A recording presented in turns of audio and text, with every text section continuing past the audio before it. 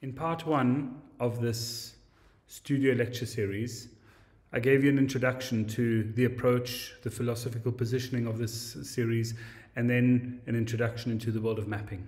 It was about looking at different materials, different ways of engaging these materials, allowing you to play, looking at the line as border, the line as connectivity between ideas, how these ideas and mind maps can be different forms and different shapes, and how working collectively, these can bring people together to exchange ideas and find new ways of working in twos and fives or bigger groups. And in showing you those examples, I also started to reflect on some of the work that I was making live in front of you, and the intention now is to see how that continues. How does this grow into another form of making sense of that which we can illustrate and activate, even if we're not sure what that is? So let's go into that space of the unknown. Let's go into that space of discovering new ways of what lies in between and see what that means conceptually to explore that idea.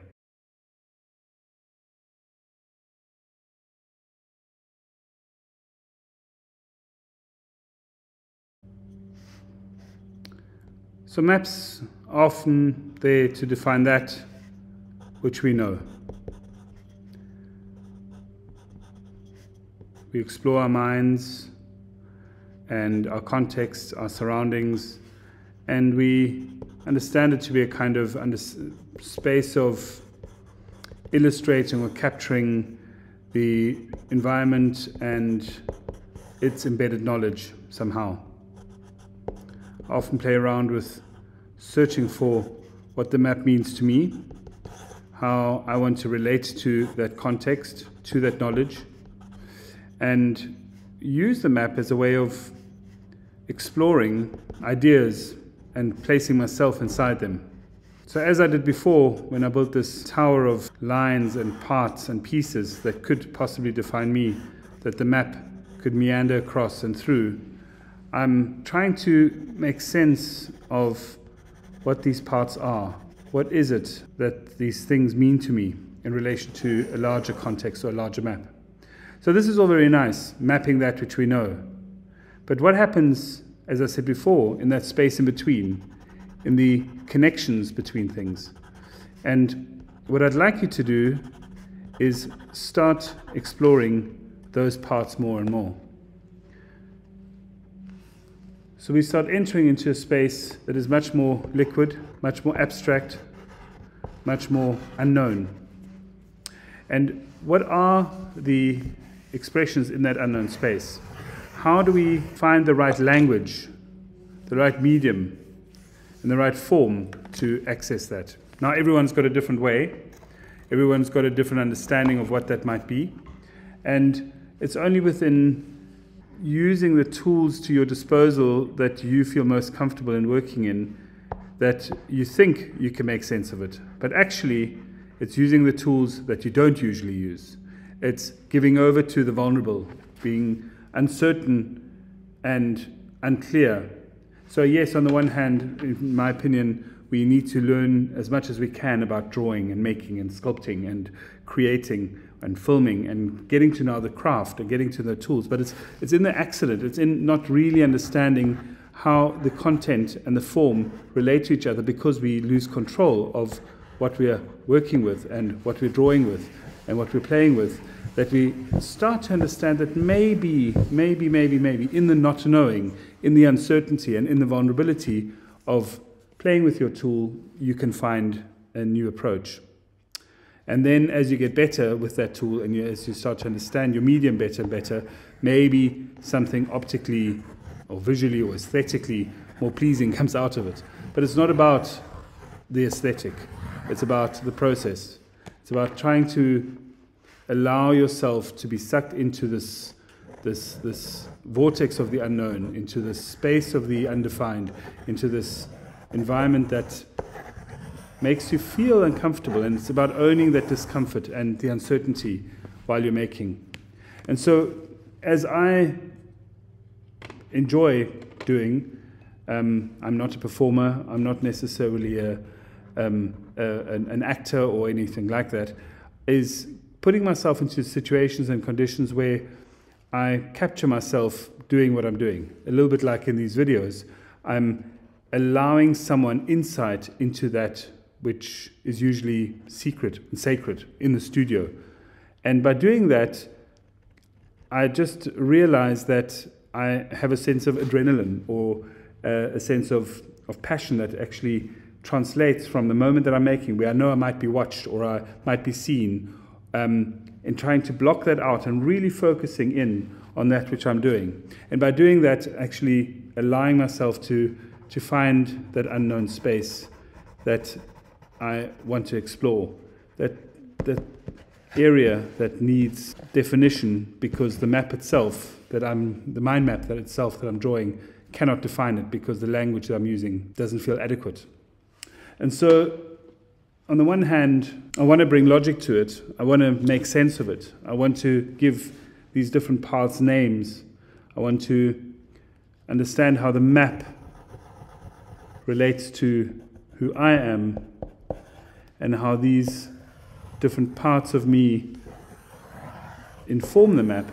But then I also have to acknowledge that there's something outside and around it and within it that needs to find definition. And then maybe it's about saying there's another layer to this.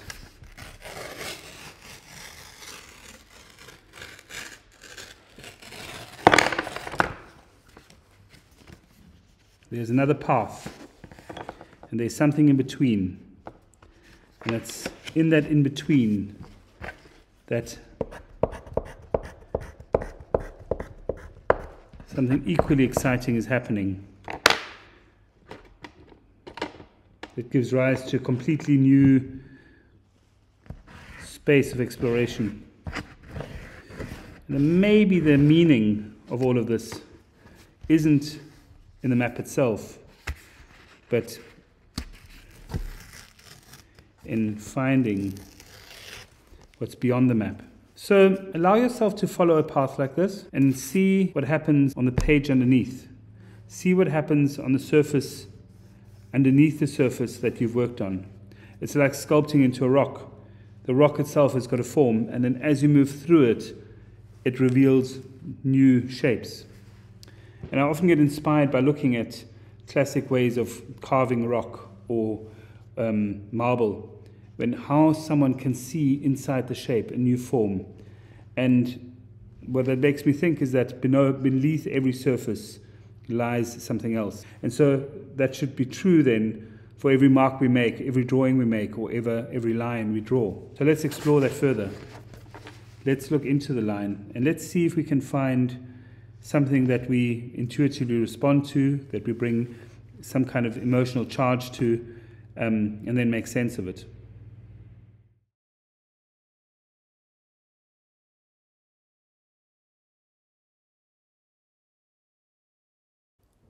In a similar attempt to look into the line, I draw on my iPad, allowing my marks to be overdrawn, replaced, and redrawn as I sketch my way through an idea. Here I zoom into a line, and I think about what the two edges of the line represent, and how they represent a new space. I can do that using the digital tool because it allows me that access into a form of animating and activating both the line and the space as I'm drawing. And so in this journey of exploring what lies between the line, something happens. Something that I cannot do on paper, but I explore in this other medium.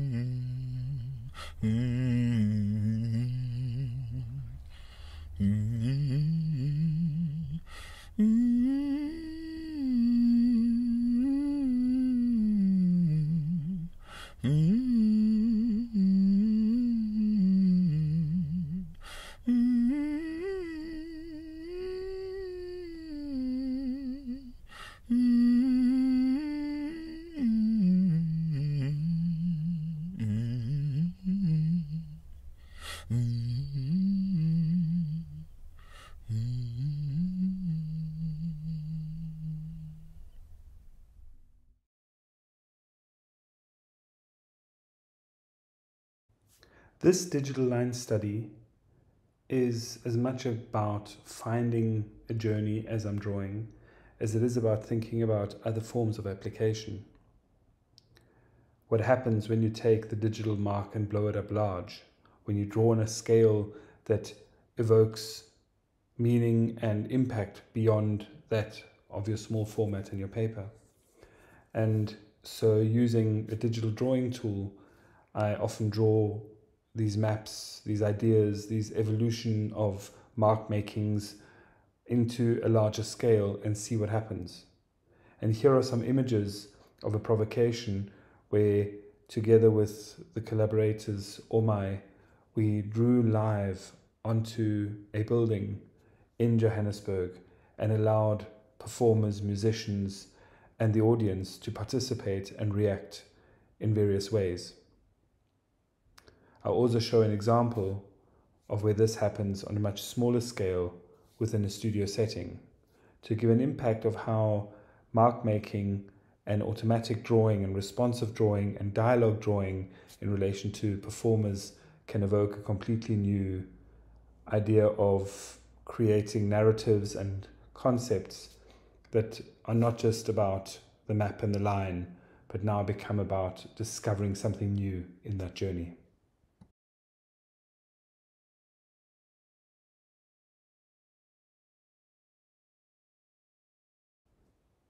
What started as a response by performers and musicians to a simple dot and a line in a map on the wall became a long exploration of different very important topics within the group. And what you see are these improvised responses that actually started to take shape in that which concerned us, that which is not spoken about, and that which we need to confront.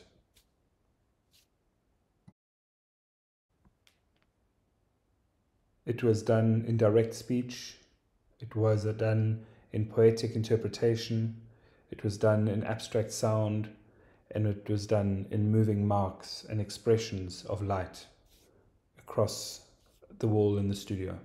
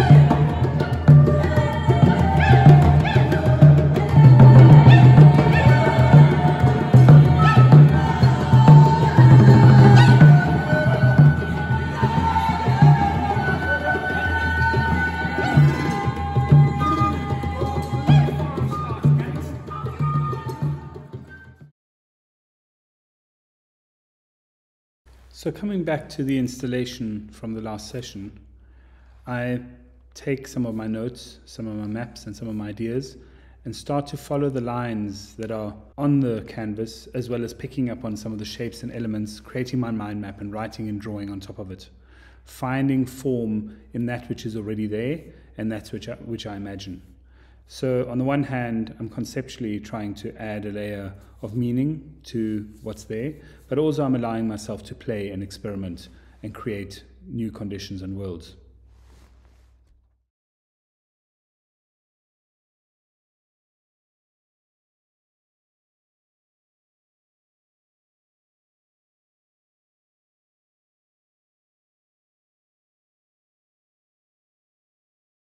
So we should not make light of the fact that it's quite a daunting task.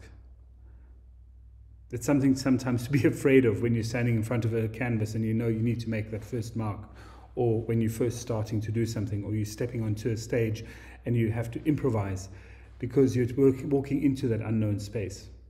And so let's not make light of the fact that we are doing this, that in the mark that you're making and the relationship that you're having to that mark, it's stepping into an uncomfortable feeling. And it's within that uncomfortable feeling and within that vulnerability of the moment that I believe something new arises. What I'd like to show you is that there are these moments that we can create and conditions that we can create, like I have here. And there are several conditions and moments that we've created in the past in other studios collectively to see where's the moment of discomfort. And in that moment of discomfort, what do we talk about? What do we engage? What do we question? And what comes out of that? And so embrace that awkwardness, embrace the discomfort, and understand that it's part of the process. Embracing the idea of the unknown and the discomfort, 3 of us went into the woods around Ústí at Labem, exploring what this place could be in the evening. Not knowing much about the space myself, I was introduced to the fact that a child got lost in these woods, and there was an unknown story and a mystery about this child. So each one of us went our own direction and started to draw and express an imagined narrative and try to make sense of the story in a very personal and deep way. And what was interesting is that it gave birth not only to a few simple drawings that embodied some of our own anxieties and fears, but allowed us to enter a conversation with each other about questions of death and anxiety and fear around that. A very unique moment where 3 people that don't really know each other got a chance to connect in a very deep way, talking about this topic. And as this was happening, we thought about how we could express this beyond the drawing. And having with us some material, we started to explore that, which we then realized we can't express anymore in our conversation between us, but had to do something as an act and activate that feeling of discomfort and curiosity about life and death. And what you see here is an improvised expression in the moment of that feeling.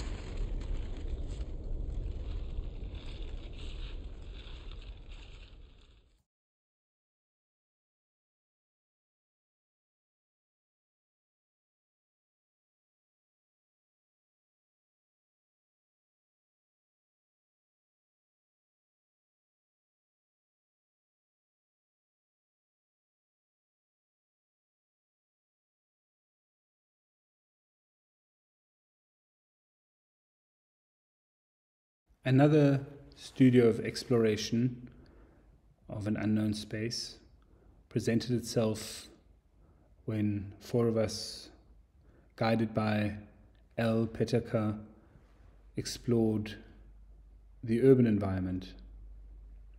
We found a very strange alleyway with a gate at the end and decided this was a place to stop and reflect on an unknown space and analyze it in a completely new way. Elle had brought pieces of lino that we ripped into small shards and then proceeded to rub these lino pieces on the surfaces in this area, trying to create some kind of trace and memory of our experience in the place with these pieces of lino. Elle then took these pieces of lino into the studio and they printed them into these compositions that you now see. What's quite inspiring about this experience and about the mark making and the tracing of us as a group being together was the visceral reflection that you could see in the cuts of the lino and then printed on paper. And there's something to be said for not trying to identify what these cuts and lines mean, but rather just to know that they are traces of an unknown part of Ústí nad Labem and the reflection of 4 people in that space.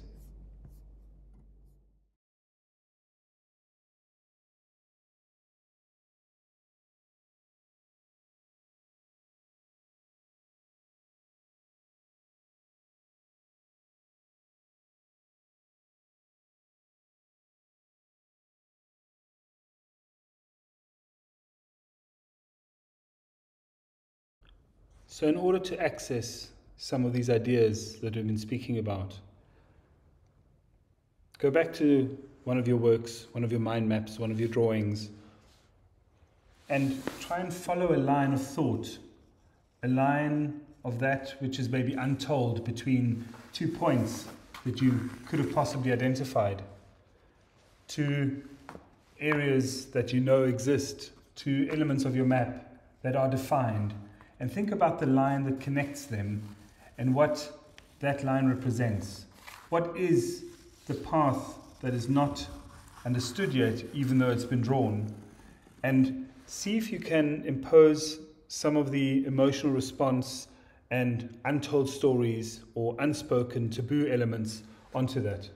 What is it about the marks that we make as artists that can reveal something quite deep and inside that we are dealing with emotionally, that we are searching for, that cause us the reason to make the mark? It doesn't have to be a bad thing. It could be a happy thought. It could be a positive thing.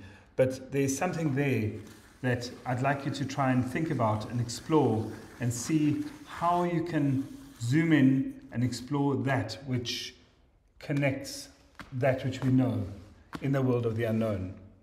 And it's a very complex thing to do because you might have to really relocate yourself, change your conditions, change your space.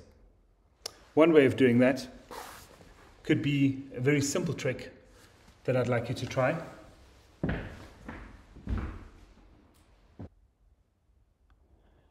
And that simple trick is to simply turn off your lights and bring in a torch and start to think about how you zoom in and focus on a small section of what you're doing. Suddenly, a whole new idea around that which is unknown gets revealed. A little bit like what we did by walking into the forest at night or exploring the city in the dark and seeing something that is created by the lack of light or by the manipulation of light. Light and dark and shadow very often is an interesting place to explore new ideas, new readings and new interpretations of that which you've done. Alone, if you just look at the surface of this canvas and what happens and how the creases start to become topographical, how it starts to represent a map of some sort, which obviously is inspiring to me. As I've told you, I'm obsessed with the notion of mapping.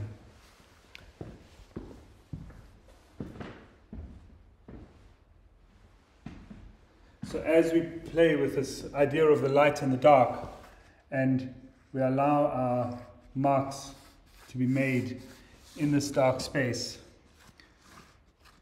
in my case, drawing some kind of borders and territories across this landscape is a way of me trying to make sense of the current ideas in my mind that refer to the complexities that we're going through in the world at the moment and the conflicts that are territorial.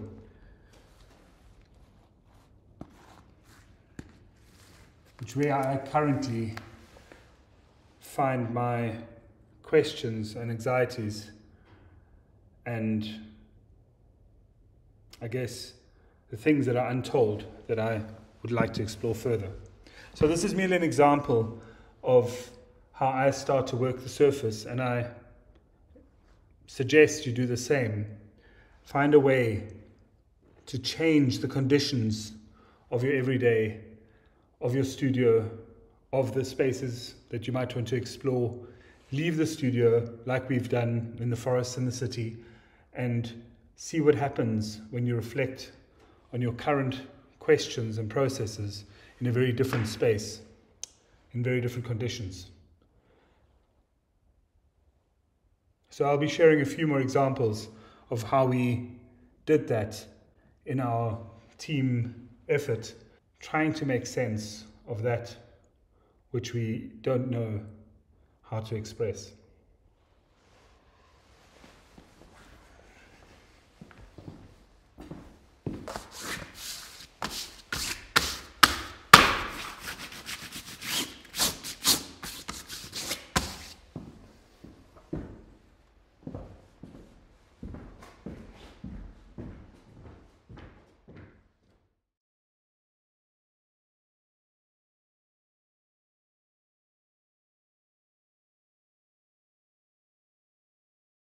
Creating the conditions for exploring one's ideas on a map are not always purely formal conditions, like turning off a light. In this example I'm showing you here, the condition was a political one. The Austrian embassy is hosting a minister from Austria and a minister from South Africa to sign an agreement of cultural cooperation between the two countries. And as an artist, I take this political moment to reflect on what a map could be. You see me drawing a map with Molisile Bongwana and Mika Manganye, and together while they're playing music and talking to me about the map, I draw a conceptual mind map and map of territories that exist, that were drawn for us, and that we need to make sense of today. As this event continues, people arrive and they witness the making of this map. They are confused, they're not sure what it is, until eventually the ministers actually point out and recognize that it is a map and have a discussion about what map it is and who I am and where I'm from. And the fact that I'm half Austrian, half South African starts to become an interesting representation of what this map could mean as a personal reflection of mine on this question of these territories overlapping each other and the colonial and post-colonial conditions that we're trying to deal with starting to have an effect.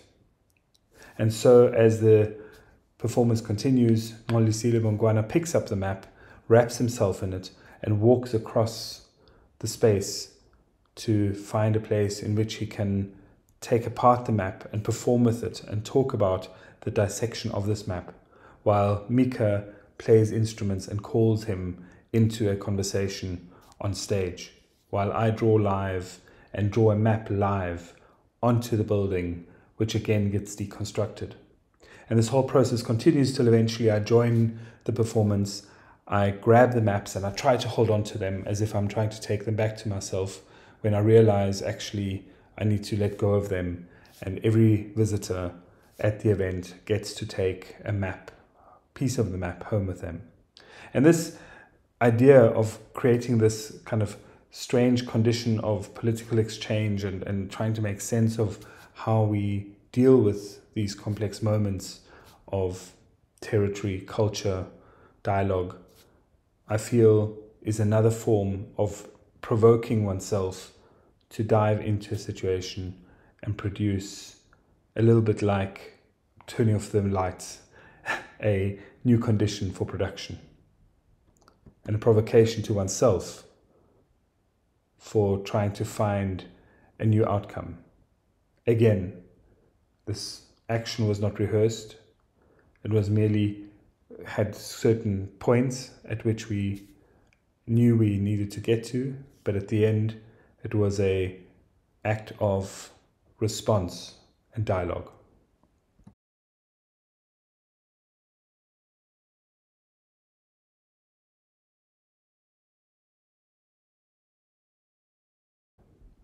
Another form of creating conditions for responsive illustration and drawing and activation of a surface has been being in dialogue with others in the studio.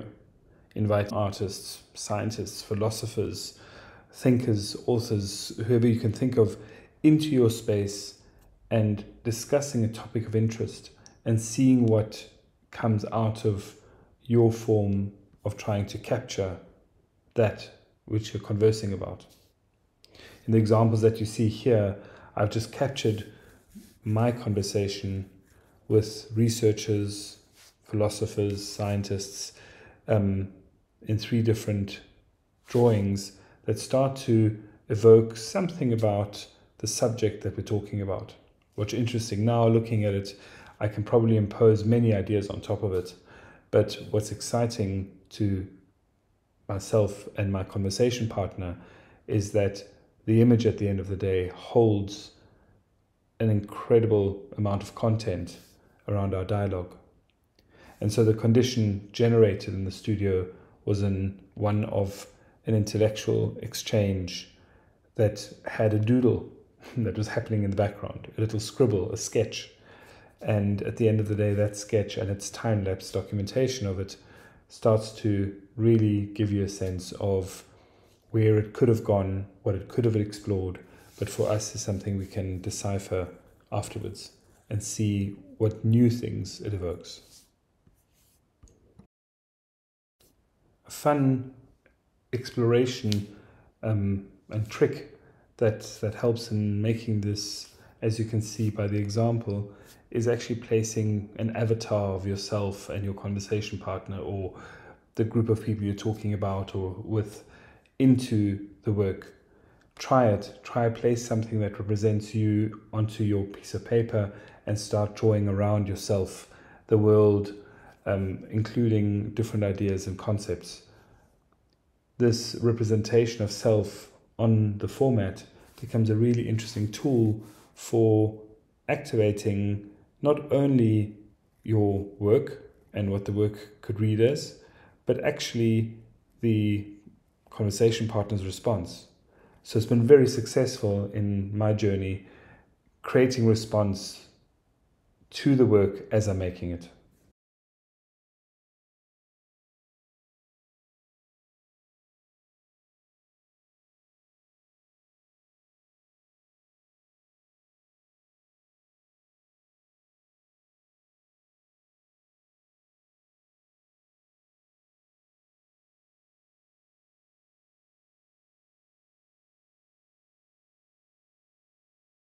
If you recall in the last session, I explained a moment where a team of creatives in Ústí and Labem were working on the same surface in mapping and drawing and defining the territory. What happened very quickly was that turned into an experience beyond the drawing. And what created that condition for that to happen was the playing with light, creating a condition and a context in which we could explore color, darkness, shadow in a very creative way. And so suddenly we became immersed in the space, and with the immersion we started to activate it, and that activation became quite a playful territorial game around ownership, protection and dialogue between people that didn't really know each other that well, and especially where I was an outsider. So here is a short clip from that moment of creative play, conflict, exchange, question, tension, in trying to now articulate some of the ideas and the concepts that had started as we were drawing and mapping and interacting with each other with our pens.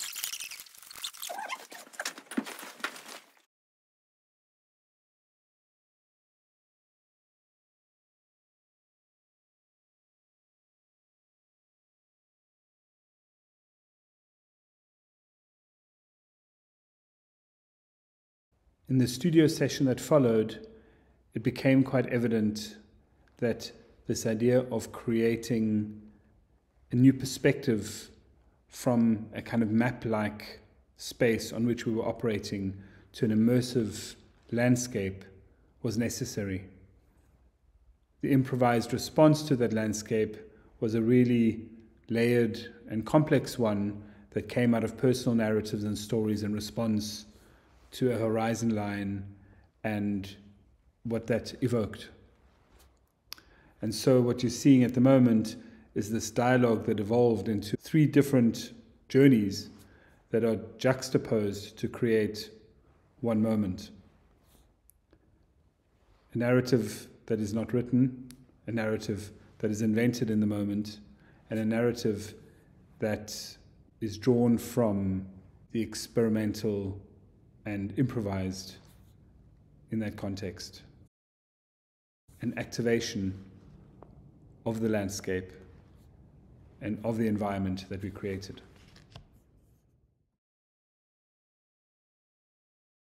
Reflecting on the process with some of the participants afterwards, it was very interesting to note the kind of amount of trust that it takes in that first mark, to the first act, the first sound, to acknowledge that the uncomfortable is good, to throw oneself into that place of what's going to happen next, or how am I going to kind of meet the other side that's coming towards me. And it was a really interesting way to get to know completely new people and try and find some kind of connection that isn't just about, you know, the politics and the stories and the narratives that we all know, but that is a little bit deeper and untold. And so there's a deep bond that forms when you start interacting with others in that space. And I urge you to try this. Invite someone into your studio, invite someone into your private space, into your personal space of art making, and actually try do that without too many words. Try do that through action. Try do that through experimentation. And with that, try and see if you can create a setting or a landscape or an environment within which to do it. So as part of that journey, my intention now is to reflect on what we've just seen in this work as I think about and consider some of the landscapes and conditions that were created in this non-verbal exchange that we had in the studio in Ústí nad Labem, and see what I can do in the studio here in my reflection on that, on top of the map that I've already made.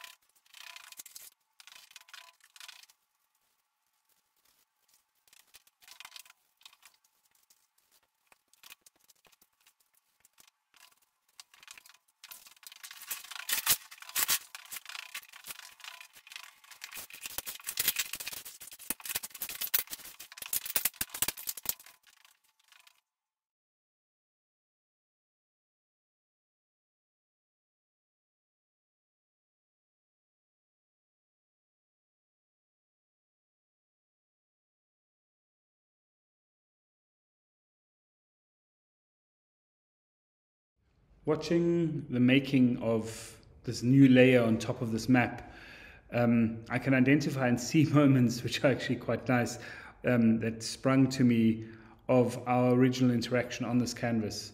Stories, ideas, concepts that came together in the House of Arts in Ústí at Labem with the participants and the journey that we went through. Now, I could maybe pinpoint one or two things that were direct references, but it was more about this idea of reflecting on those that I've met and trying to hold on to their worlds and their ideas and see if some of the lines and marks on this canvas I could follow and copy and layer to create a response. So in the last hour or so, I just added and played and explored those things that are already in the space and thought about how can I allow myself the freedom to create another layer on top. So here is a perfect example of the incredible detail that then starts to happen when you zoom in and see some of the particulars that sit inside this scope, this landscape, this vista of mark making.